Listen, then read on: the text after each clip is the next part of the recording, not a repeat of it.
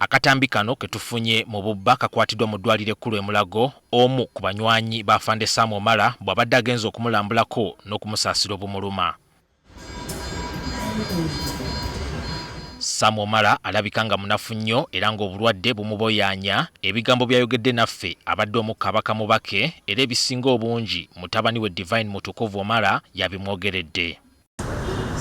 Ono atutegeezezza nti Omala amaze akabanga ng'atawanyizibwa obulwadde bwa kookolo w'obusajja era abadde kyajjalongoosebwe wabula ng'ekyabajja enviiri ku mutwe bwe bulwadde okumunyiikirira ku ntandikwa y'omwezi guno bwe yali agenyiwaddeko mu ggwanga erya Kenya mu kitundu eky'e Mombasa. Afande babegako awo ennaku z'omwezi lumu omwezi guno gwennyini yasaba okugendako e Kenya eyo e Mombasa ku nsonga ezitali zimu. Olunaku lwa Lwakutaano amwerekera bulungi nnyo ku airport ng'atambula bulungi, naye bwe yatuuka eyo n'antegeeza nga bw'ali obulungi.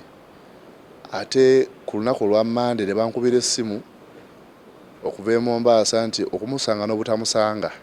Mutukuvu agamba nti embeera kitawe gy'alimu alinga alwalidde emyaka n'ebisiibo, abasawo bwe bakabatemye nti ensigo ze zonna tezikyakola. Kyeyali agezaako okwewala kyennyini kyamutuukako, yakola pusinga ne bamulaashinga mu ddwaliro. Okutuuka mu ddwaliro bankubira essimu kaakati ne baŋŋamba nti alwadde ensigo, alina kidney failure. Kyali kipya nnyo gye tuli. Ategeezezza nti kitaawe mukakafu nti ekimuluma si lumbe lukwatire. Ne bwe naaba nga ŋŋenze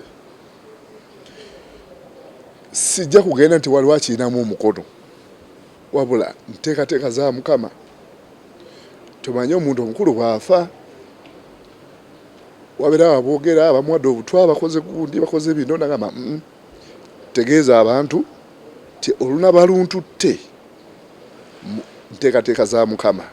I'm Assistant Superintendent. I'm sorry. Assistant Inspector. Assistant Superintendent.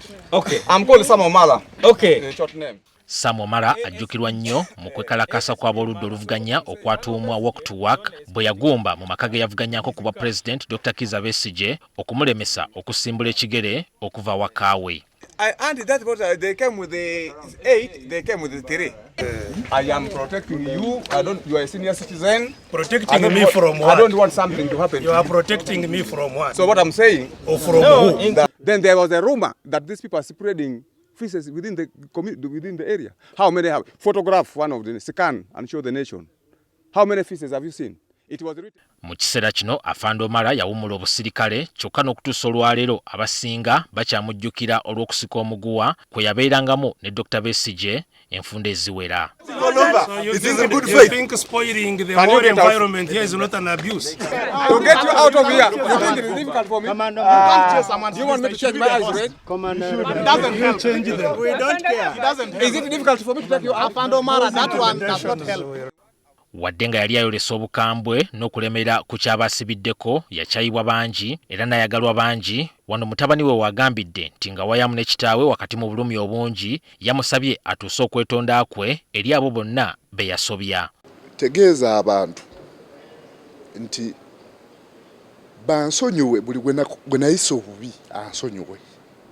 Kale ng'ebyo byayogera nga yakimanyi ssaawa yonna agenda. Etwebaza Mukama takyali mulamu. Nagamba tegeeza abantu nti buli yenna gwe nakola ekibi ansonyiwe. N'abo abampisa obubi mbasonyiye. Ng'akyakola emirimu gye oluusi yagattangamu n'obwakazannyiikirizi era teyayosanga kuyimba nnyimba naddala ez'eddiini. Yebazibwe Mukama Yesu, yebazibwe Amina. Yebazibwe Mukama Yesu, yebazibwe Amina. Omala obulamu bwe ayagala nnyo Obwakabaka bwa Buganda era ng'akyogera lunye nti ye muko wa Buganda, nga kino kiva ku kuba nti amutokoseza ettooke ewaka mwana nzaalwa yaakuno, ne ku mikolo gya Buganda egimu nga talutumirwa mwana. Omulungi wange owefumbe Nalubama Harriet nakati waali. Kati abafamile batutegeezezza nti mu kiseera kino ssente zibeekubya mpi era nga bagala mikwano gya Afande Sam Omala egisobola gibakwasizeeko. Ani Walukatamba, NTV Akawungezi.